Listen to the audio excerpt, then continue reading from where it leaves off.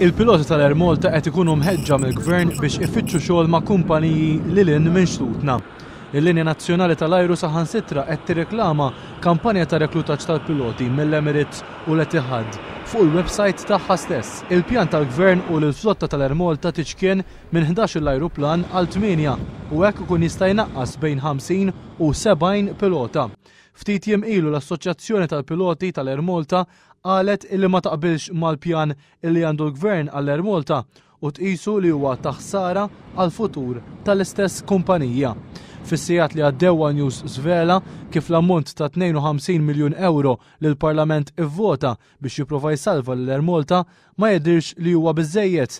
Il-kumpanija mistennija titlob lill-Gvern 48 miljun oħra biex tkun tista' tħallas lill kredituri fix-xhur li ġejjin, partikolarment fi żmien fejn is-sitwazzjoni diffiċli għall-industrija turistika mistennija taffettwa ħażin il-finanzi tal-kumpanija.